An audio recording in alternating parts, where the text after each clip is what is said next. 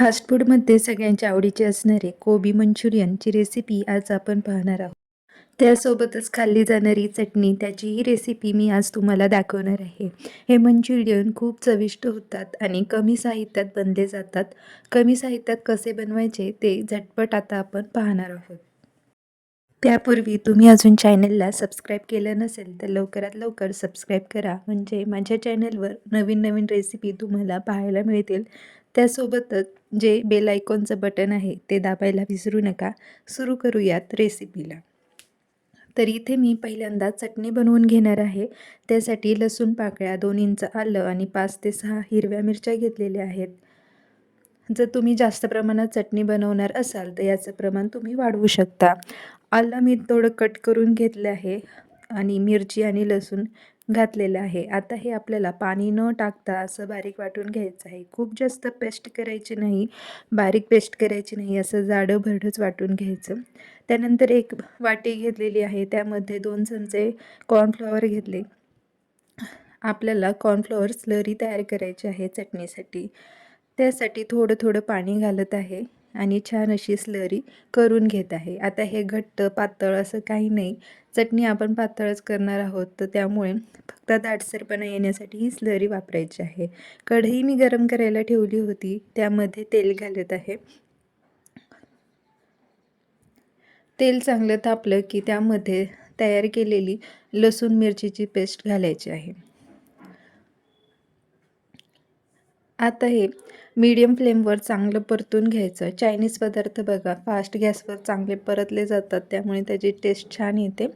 मिरची, अद्रक, लसूणचा चांगला कच्चेपणा दूर होईपर्यंत हे चांगलं परतून घ्यायचं आणि एकदा चांगलं परतलं की त्यामध्ये पाणी घालायचं आहे. तुम्हाला किती चटणी हवी आहे त्यानुसार हे पाणी घालायचं आहे. सुरुवातीला मी थोडंच पाणी घालते.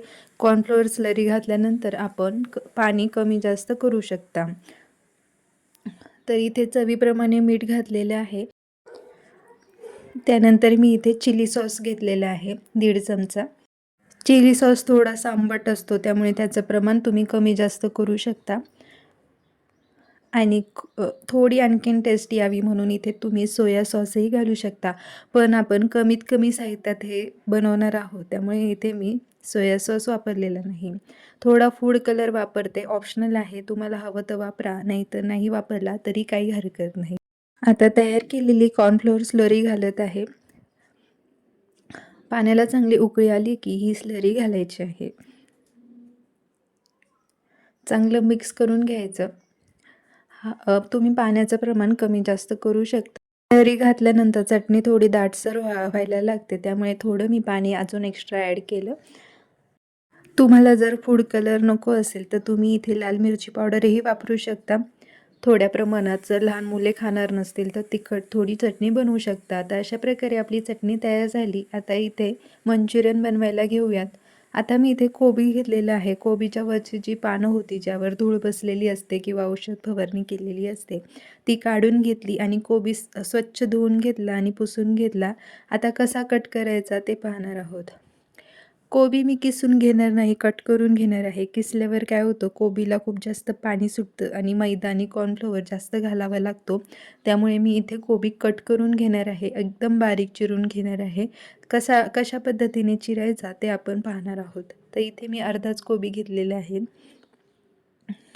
आता बघा, आपण जसं कांदा चिरतो ना त्याच पद्धतीने चिरून घ्यायचा. सुरुवातीला उभ्या स्लाइस करून घ्यायच्या आहेत. तुमच्या जर हातात कोबी बसत नसेल तर तुम्ही अर्धा अर्धा सुद्धा कट करू शकता. उभ्या स्लाइस करताना फारसा प्रॉब्लेम येत नाही. आडवा जेव्हा आपण कट करतो ना तेव्हा थोडासा प्रॉब्लेम येऊ शकतो. ते सुद्धा मी दाखवते. तसा बारीक बारीक कट करून घ्यायचा आणि खूप छान बारीक कट होतो. खूप जास्त पाणी सुटत नाही, काहीच नाही.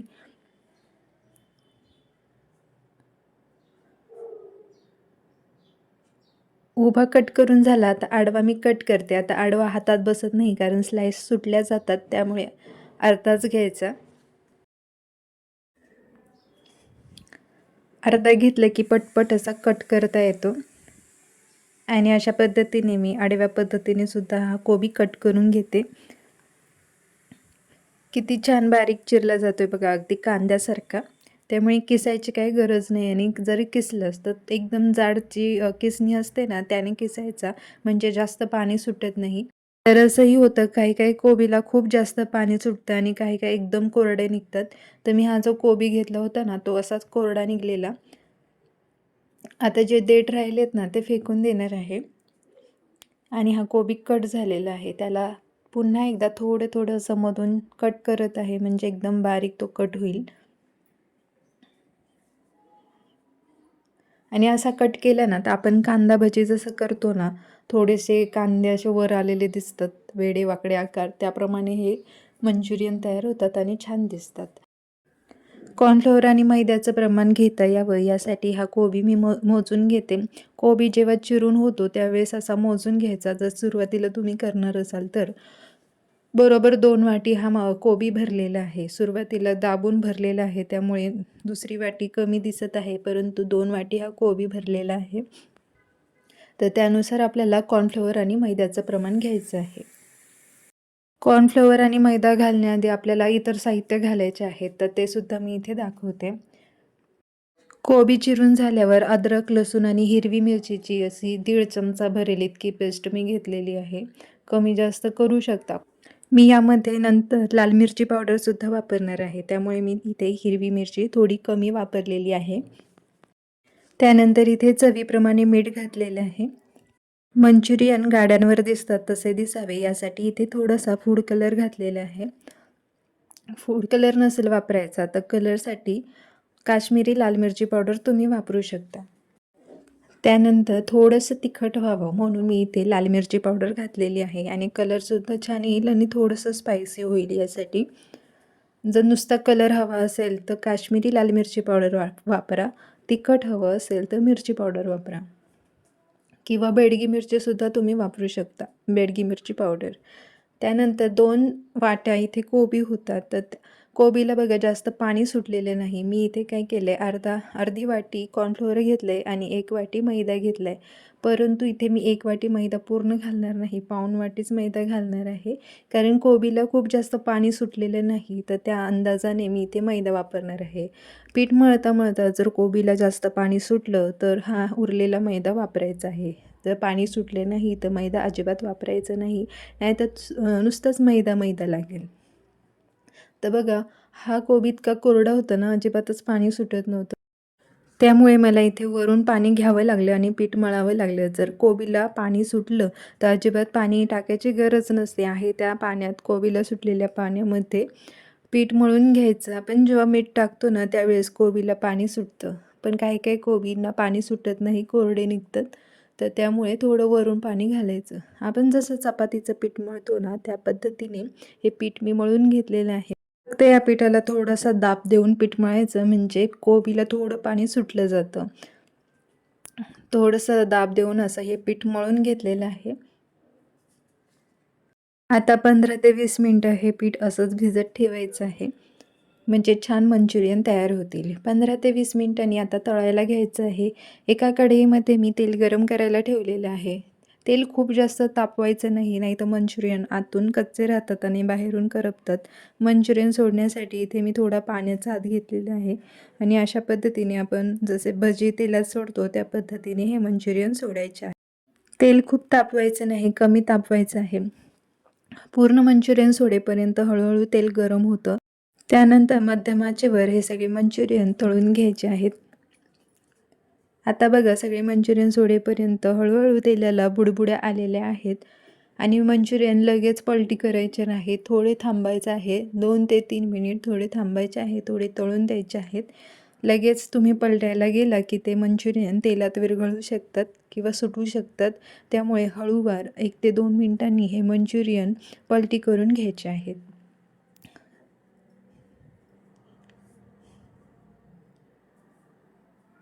तर बघा 2 ते 3 मिनिटांनी थोडंसं असे क्रिस्पी होतात मंचुरियन. त्यानंतर पलटी करून घ्यायचे.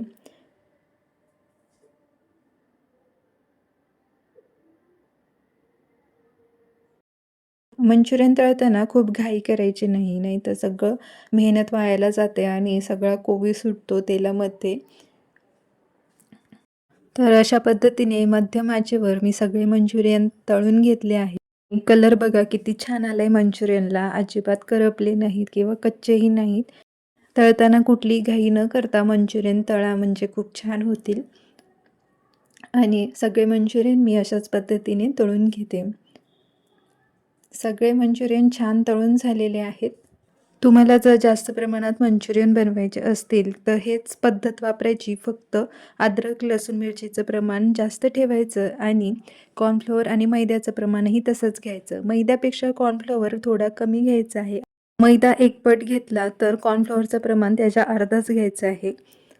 अशा पद्धतीने तुम्ही कुरकुरीत छान मंचुरियन बनवू शकता. चटणीची ही रेसिपी मी तुम्हाला शेअर केलेली आहे.